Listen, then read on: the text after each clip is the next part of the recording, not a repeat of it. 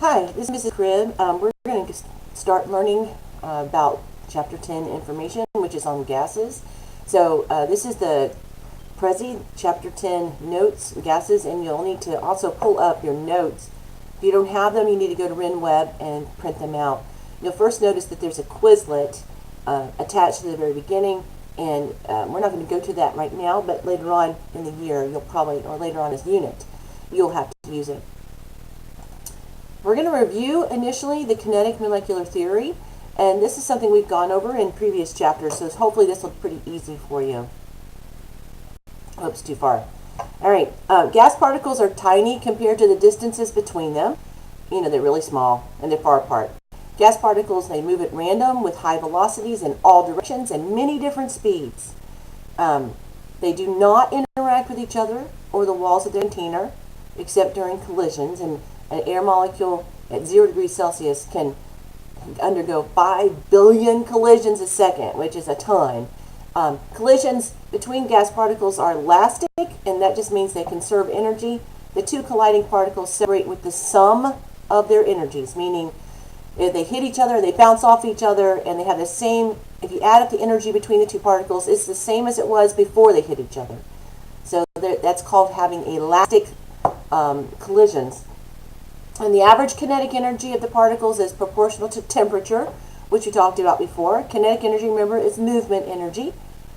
And as gas temperatures go up, the particles move faster and they hit each other more often. And think about that too. If you're walking around in the room and you're just kind of moving slowly, that's having a small amount of kinetic energy. That's like having a lower temperature. But if you start running, that's a lot of kinetic energy. If you start running in the room back and forth, you are probably going to hit people. And so the faster you run, the more likely you are to hit people. So that's what, the faster you run is like having more kinetic energy, which is like raising the temperature of the particles. Now we're going to look at a few graphics on these.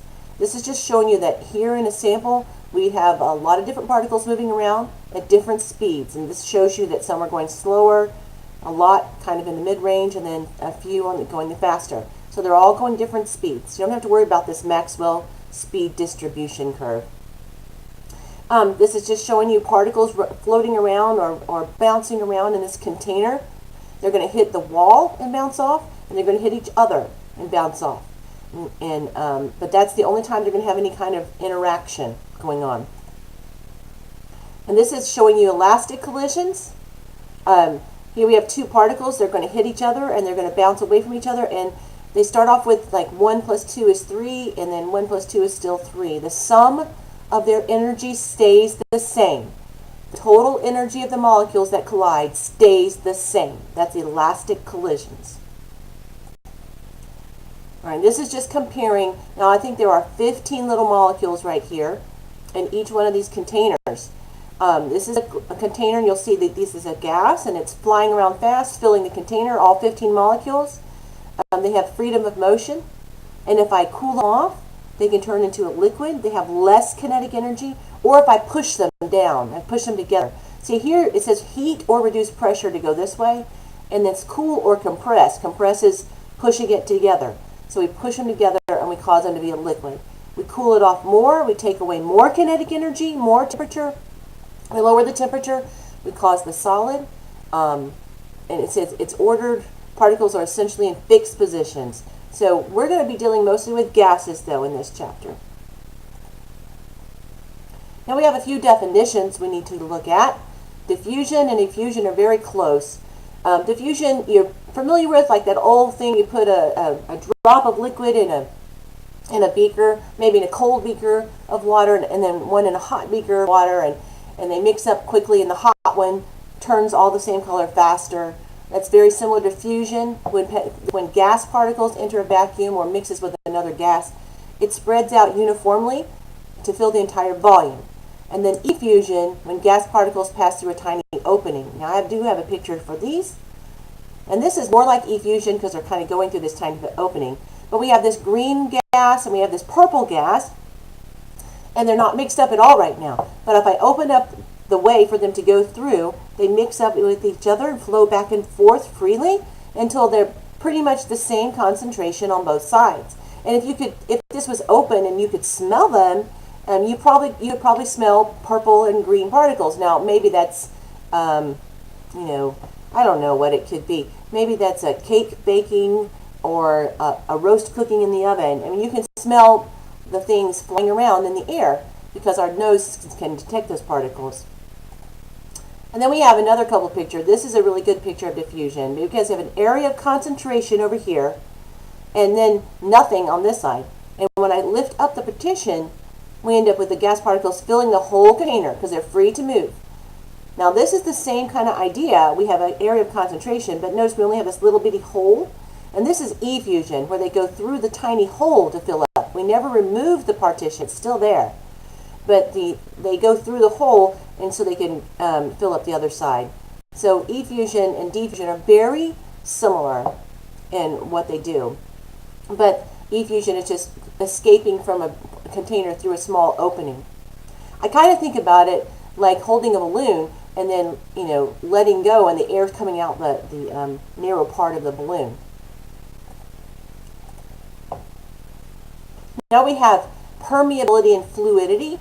Permeability, the ability of a gas to mingle with or pass through another porous substance. This is why a sealed balloon with no leaks gradually loses volume over time, over a few days.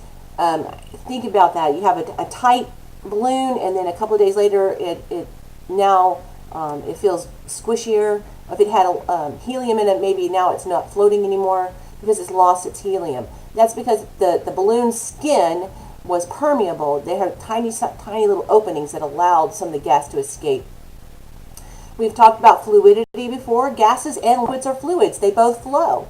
So the ability to flow is fluidity. And we're going to do this experiment to help you see visually the flowing of a gas with baking soda, vinegar, and a flame in class.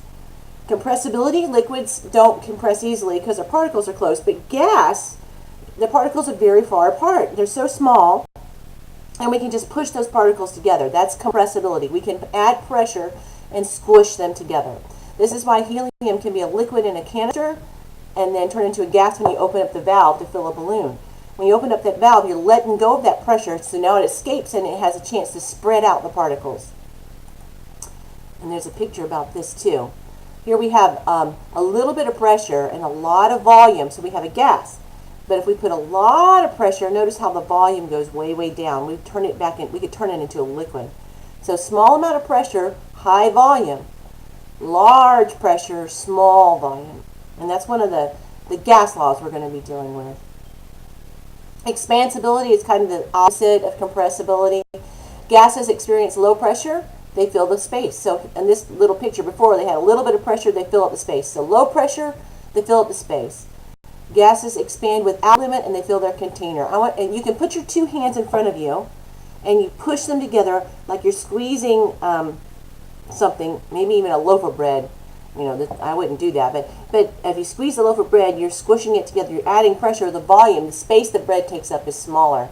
And the bread is not going to act like a gas, but if you let go, if you release your hands, that space between your hands gets bigger. So pushing your hands together makes like a pressure, high pressure, lowering the volume. Pulling your hands apart makes less pressure, bigger volume. And pressure is the average force per unit area. It's how much force is pushing down on a space. There's a spiked heels analogy. Like women who wear spiked heels can put little divots, little dents in floors. And it's not because they're super heavy. It's just because all of their mass is being concentrated down into this little bitty, less than a centimeter squared area. And so we're putting a lot of pressure into a small little space. So that's why pressure is an average force per unit area. Now the units we're going to use for pressure are atmospheres, millimeters of mercury, torr, psi, which are pounds per square inch, PA, which stands for pascals, after Blaise Pascal, and then kPa, just is kilopascals. It's 1,000 pascals. Remember, a kilo means 1,000. All these guys are equal to each other, and you will get a list of these conversion relationships on your test. So 1 atmosphere equals 760 millimeters of mercury, but it also equals 760 torr. So 760 torr equals 1 atmosphere, or 760 torr equals 101.3 kilopascals, or 760 torr equals 14.7 psi. So all these are different ways of talking about pressure units. Now we're going to go to the notes and we're going to write on them. Notice here I had a little picture. This picture is showing you millimeters of mercury in your notes. You might not be able to see it super well, but the pressure pushes down on the mercury and the mercury goes up into this column right here, and they can measure how high it goes. So 760 millimeters of mercury is actually equal to the 1 atmosphere. So this right here, 760 millimeters of mercury, that's also equal to 1 atmosphere of pressure. It's another way of measuring how much pressure is pushing down on this container, because when it pushes down, it forces the liquid up into this column. And so that's what millimeters of mercury means. The farther up it goes, the more pressure was pushing down. All right, let's look down at our notes for a minute. We're going to write out the conversion factors. I wrote a few. 1 atmosphere is equal to 760 millimeters of mercury. So this right here is one of those ratios that we can use to convert. Or I could put this one on top and that one on bottom, because they're equal to each other. It doesn't matter which one goes on top and which one goes on bottom. It only matters depending on what I'm trying to do. So here's the relationship PSI and 101.3 kilopascals. So the other way I could write that would be 101.3 kilopascals over 14.7 psi. And so what about another relationship? If we look at our units here, we could do, what's the relationship maybe between 760 torr and, did I do torr in atmospheres already? No. Torr in atmospheres, 1 atmosphere. Okay, they're all equal to each other. So I could write 1 atmosphere is the same as 760 torr, or I could write 760 torr is the same as 1 atmosphere. All of these are conversion factors. Now we're going to use some conversion factors to convert now. So this is where you need to write in your notes. We're going to convert 1.2 atmospheres to torr, to psi, and to millimeters of mercury. So in conversions, you start with what you have, 1.20 atmospheres. And I need to convert to torr. So I need 760 torr on the top. I'm using, in this case, I'm going to use this one that I wrote out just a minute ago. And then 1 atmosphere on the bottom. And then I cancel out. And I'll do the math. And I'm going to set up the other two before I do all the math. So now I'm going to convert, let's see, 1.20 atmospheres to psi. So I need a relationship with psi. Well, I didn't write any of the conversion factors, so let me look. 14.7, right here, 14.7 psi and 1 atmosphere are related to each other. So I'm going to use that. I can use this kind of thing, 14.7 psi over 1 atmosphere. Or I could use 1 atmosphere over 14.7 psi. And since atmosphere is on the top here, I need it on the bottom, so I'm going to need to use this one. And I wanted psi anyway.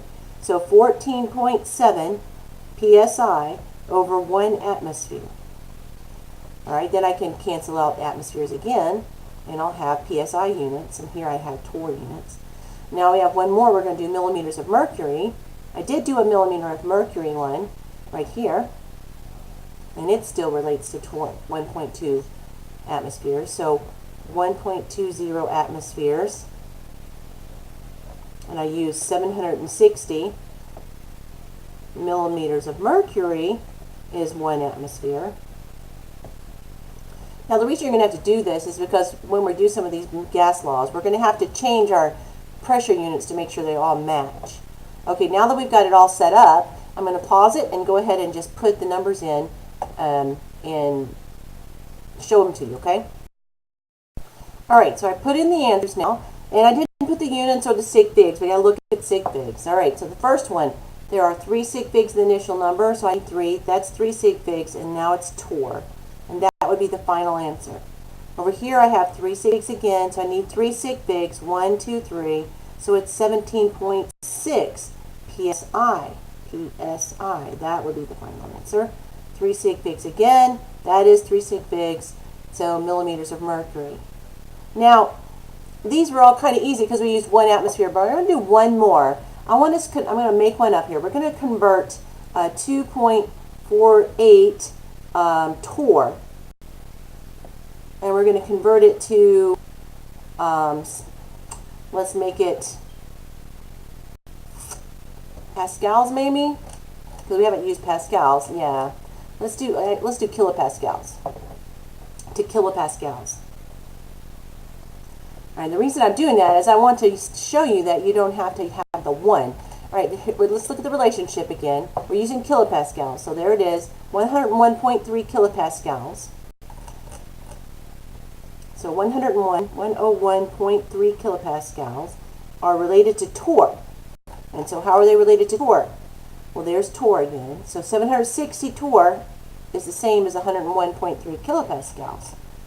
So 760 torr. That's one of the conversion factors. And that's the one I'm going to need because torr is on the top. So 2.48 torr,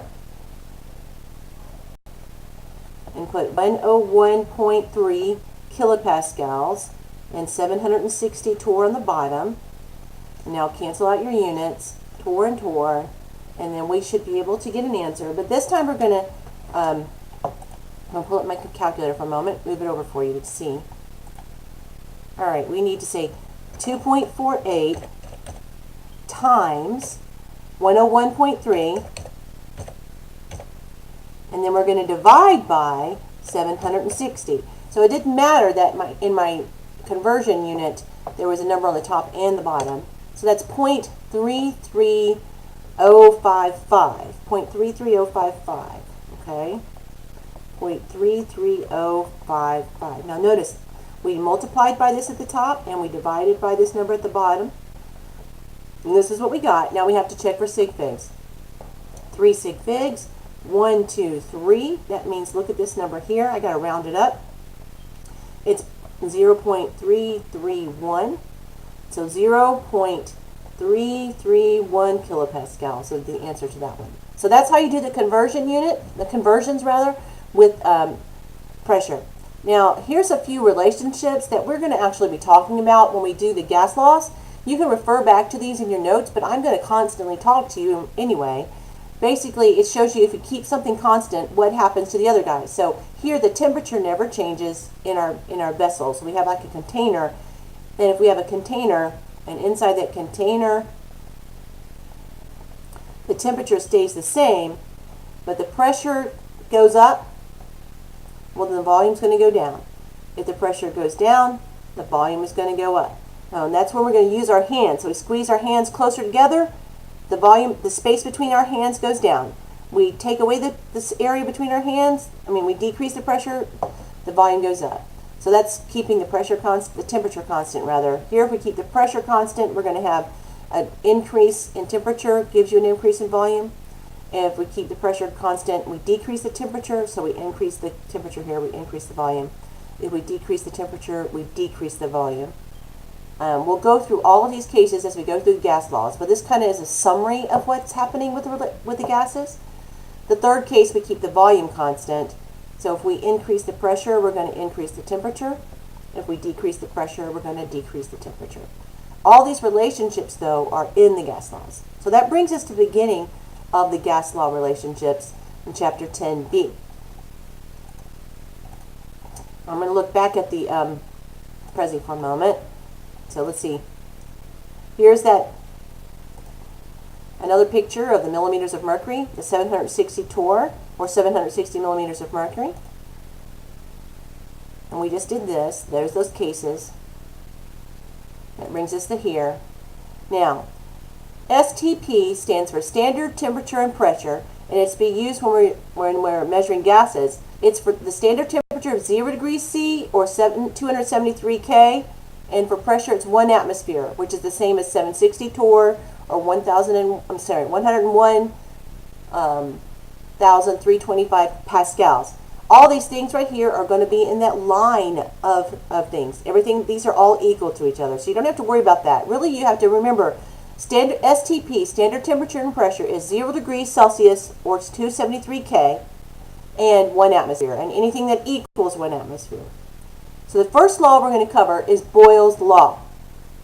The volume of a dry gas. Now notice that, dry gas. I kind of want you to underline dry gas. Is inversely related to pressure if the temperature is held constant. Okay? So here's that picture again. In these two containers, the temperature is the same. But we have a little bit of pressure. Here's our pressure 1 and our volume 1. Okay? Notice how the volume is higher and the pressure is lower. We increase the pressure, the volume is now lower, the pressure is higher. Well, if this Boyle's law relates this relationship. I mean, it is a mathematical relationship that shows you what's going on here. So we're going to work this example on our notes. So let me go back to our notes. Oh, look, I have that same picture. Okay, so here it is. Now, this is just one of those things. Okay, you do have to memorize that Boyle's law is this law. P1V1 equals P2V2. And there's a weird way that I remember it. Boyle's law has nothing to do with boiling or nothing to do with temperature. There's no temperature unit in here. Okay? So this is an easy question. These are going to be easy, hopefully, for you. Here's the work. A sample of gas occupies 450 milliliters. That's a volume unit. Okay? When it's under a pressure of 1.2 atmospheres. Obviously, that's a pressure unit. What volume, that's a volume unit again, will it occupy if the pressure is increased to 850 torr? Pressure unit. Well, you'll notice what I'm writing here. Pressure and volume, pressure and volume. This is where I talked about plug and chug. What you need to do is label what you see in your question and figure out which formula to use. Well, I'm only using pressures and volume, so I'm obviously going to use P1V1 equals P2V2. Now, what it is wise to do, and I want you to follow this example, is to list them. First, we have a sample of gas occupies 450 milliliters. So that would be your first volume. When it's under a pressure of 1.02 atmospheres, so that is your first pressure. So this volume and this pressure go together. So this volume here would be like this one, 450 milliliters, and the pressure is 1.02 atmospheres. What volume? There's the question. So volume 2 is the question. Will it occupy if the pressure is increased to 850 torr? So there's your new pressure. Now we have 850 torr over here, bigger pressure. It's asking you, what is this new volume? I don't know. All right. Now we write. In order to get all credit, you first write the formula. P1V1 equals P2V2. You cannot put numbers in it. You write the formula. And the reason I say that is I give you all the formulas, so I'm not making you memorize them. But by writing them over and over again, you will slowly memorize them on your own. If you don't write the formula, you lose a point. Writing the formula, this is equal to 1 point of a question. Okay? If you don't write this, you lose that point. Or if you don't verify which one you used, you lose that point. Now we're going to fill it in. Just plug and chug at this point. 1.02 atmospheres times 450 milliliters equals P2 850 torr times V2. Now, there is one small problem with this, and that is our units of pressure are different. We have atmospheres here and torrs here. So you can, in order to be able to do the math, you have to have the same pressure units. So at this point, you need to stop and convert. You're either going to convert 1.02 atmospheres to torr, this has got to be 2 R's, or 850 torr to atmospheres. It does not matter which one you choose to do. So I'm going to go ahead and convert 1.02 atmospheres. So 1.02 atmospheres needs to be turned into torr. 760 torr is 1 atmosphere. Now I get that by looking straight up here at that list of, right here, there it is, 760 torr is 1 atmosphere. Okay? And look at that list and see that those are the equals, and that's what I need for this question. All right, so I'm going to go ahead and cancel my units, atmospheres, and I will be able to turn this into torr. And once I turn it into torr, I'm going to put that into this new place here. So let's pull up the calculator and put it in. 1.02 times 760. 775.2. I need 3 sig figs, so 775. So this is equal to 775. So 775 torr. So I'm not going to use the atmosphere. So I'm going to change this and put 775 torr. And now I'll be able to calculate V2. Now in order to solve this, you just use your basic algebra skills here. Okay? Make sure I got that right. All right. I'm going to divide both sides by 850 torr. So I can isolate my V2. This cancels. So V2 is what I'm after. You'll also be able to notice now torrs cancel on the top and the bottom, which I needed that to happen in order to be able to get milliliters as my only unit. And I just have to put it in my calculator and all right, I did that. Now, it was 850 torr. I wrote 85 for some reason.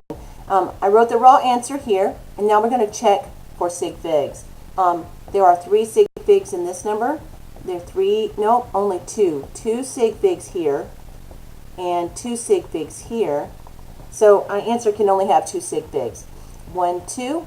So that's 410. You can't say 41. There's a big difference between 410 and 41. So 410 milliliters is my second volume. Okay, you do need to go through this process. You need to show all this work. Show all this work. If you're not showing all this work, you are not following directions. You will not get full credit, even if you get the right answer. And the reason is the process is just as important as the answer. And the process shows you know what you're doing. All right, let's move on to Charles' law now. Charles' law describes the relationship between a gas's temperature and volume. So Boyle's law was P1V1 equals P2V2. Charles' law is going to deal with volume and temperature. We're going to do a lab with this one, hopefully, in class. This law states that when the pressure on a sample of gas is held constant, the Kelvin temperature and the volume are directly related. So let's just see what this means. We have Kelvin temperature and Celsius, really. Celsius temperature and Kelvin temperature. And I showed you how to convert Kelvins to Celsius just by add 273 to the Celsius, and then the volume. Now, if I increase the temperature if I decrease the temperature, now it's 200 kelvins, the volume went down. If I decrease it more, 100 kelvins, the volume goes down some more. So notice how when the temperature goes down, the volume goes down. When the temperature goes up, the volume goes up. All right, so I just have this little picture of a balloon to kind of illustrate. A balloon at room temperature, if it's cool, if you cool off the temperature, that means all the gas particles inside this balloon slow down. They get a little bit closer together. And so you have a smaller volume. A small volume. Okay? But if you heat it up, the gas particles are flying around and they're hitting the sides more and they're pushing on it more, you get a bigger volume. So they're directly related, okay? When you're doing this, you must use kelvins because you cannot divide by 0. So, and there is a 0 degrees Celsius, but there's no 0 degrees Kelvin. So here's the formula, V1 over T1 equals V2 over T2. Now Boyle's law, remember Boyle's law? Boyle's law was P1V1 equals P2V2. Boyle's law has nothing to do with boiling, so there's no temperature. Charles' law is V1 over T1 equals V2 over T2. So again, this is another plug and chug. A sample of gas occupies 430 milliliters. That's a volume. When its temperature is 25 degrees Celsius, that's a temperature. What will the volume, that's a volume, occupy when it's at standard temperature? That's a temperature. Notice I'm going through the process. How do I figure out which formula to use? Well, V's and T's mean I only have volumes and temperatures. I'm going to use Charles' law. Now, this thing is important, though. You have to use kelvins. Notice my temperature is in 25 degrees Celsius, so we're going to have to do a conversion. So we start off again listing everything. The first volume, a sample of gas occupies 430 milliliters when the temperature is 25 degrees Celsius. What volume, that's the second question, the question when it's at standard temperature. Okay, what's standard temperature? STP, standard temperature and pressure. Standard temperature is 0 degrees Celsius or 273 kelvins. So it's at standard temperature, so it's going to be at 273 kelvins.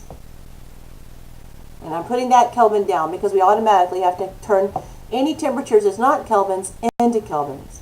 So now we're going to have to turn 25 degrees Celsius into Kelvin by adding 273 to it. So that's 298 kelvins. So that's the unit we're going to use there. So you'll notice that when you have these questions, you'll get a point for doing a temperature conversion. And just like before, you would get a point for doing a pressure conversion. You get a point for this. You get a point for the formula, and you get a point for the final answer. So that's 3 points. Same thing here. You're going to get a point for the temperature conversion. And now we're going to write the formula. V1 over T1 equals V2 over T2. That's another point. So now we're going to fill it in. The first volume is 430 milliliters. The first temperature is 298 kelvins. The second volume is my unknown, and my second temperature is 273 kelvins. And now I just have to multiply both sides by 273 to solve for V2. So this is your basic math skills. 273 kelvins cancel out. 273 kelvins, the kelvins now cancel out. And we'll know what V2 is. All right, so I'm going to write the answer for you. All right, so now I did the math, and I put the raw answer. Just multiply 273 times 430 divided by 298, and I get 393.93. And I'll double check that. Yeah, 273 times 430 divided, yeah. Okay, good. Now sig figs. 3 sig figs, 3 sig figs, 2 sig figs. 2 sig figs. So answer can only have 2. So I have to round to the 10th place. So it's 390 milliliters is my second volume. And so this question would have 1, 2, 3 points. All the work had to be shown. Okay, that gets us to the next one. Gay-Lussac's law, or Gay-Lussac's law, or Guy-Lussac's law. I forget how to say this guy's name, okay? He has another very simple law, and it's still relating things. It's pressure and temperatures now. Pressure is held proportional to temperature in kelvins, and for a fixed mass of gas held in constant volume. Pressure is directly proportional, rather, to temperature in kelvins. So here's a little picture about that. If we have a little bit of temperature, we have these little gas particles, 1, 2, 3, 4, 5, 6 of them bouncing around, and the pressure is basically measured by how often they're hitting the edges of the container.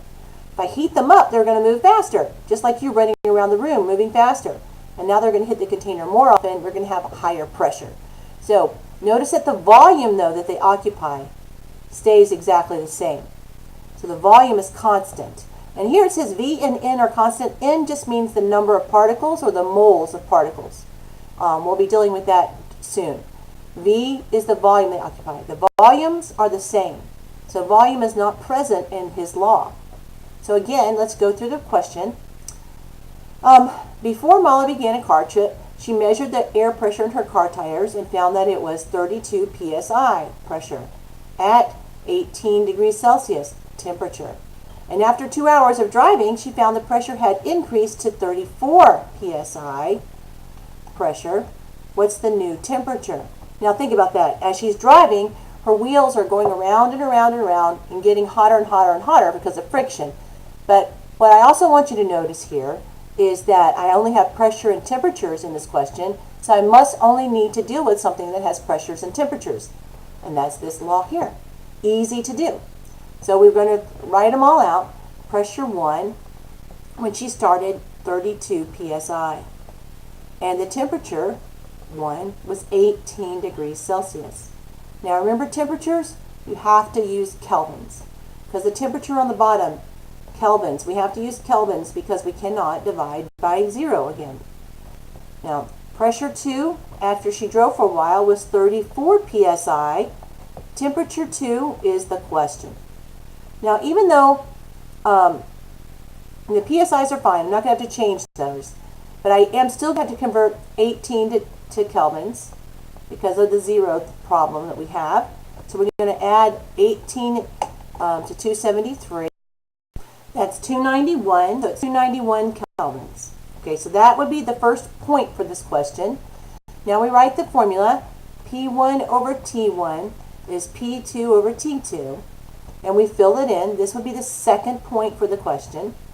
P1 is 32 psi, T1 is 291 kelvins, P2 is 34 psi, and T2 is my unknown. Now this is also simple algebra, but this is one that even the best math students are going to mess up on. Not because it's hard, but because you get a little too confident. So I want you to go through the process to solve for an unknown in the denominator. You need to cross multiply. Yes, take this time. We're going to cross multiply. So this is 32 psi times T2 equals 34 psi times 291 kelvins. If you'll take this time to write it out this way, you will make fewer mistakes. Every year, the best students in the class make this mistake because they say, I know what to do, and they write it out, but they end up dividing by the wrong thing because they just got it a little bit confused in their brains when they were putting it in the calculator. So now we just need to divide both sides by 32 psi. That cancels. 32 psi. See, a lot of them end up dividing by 34 psi, and that's not right. Cancel out their units now. And then we're going to get a number in Kelvin. All right, I did it. I got 309.1875. Now I got to look for sig figs again. We have 2 sig figs. Well, here's the math. 2 sig figs, 3 sig figs, 2 sig figs. So we need 2 sig figs. We have to round to the tens place rather. So it's 310, and the unit is kelvins. So there's your final answer. So I don't have to convert it back to Celsius because I didn't ask you to. If I asked you to, you would, but you didn't have to here. Don't do any conversions unless you're asked to do them, except for the ones that are necessary. You must convert degrees Celsius to kelvins. Notice this is a 3 sig fig number, because remember when you're adding, you look at place value.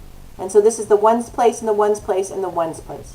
So that's the first 3 laws. Next we'll do the combined gas law, but we will take that up in our next class.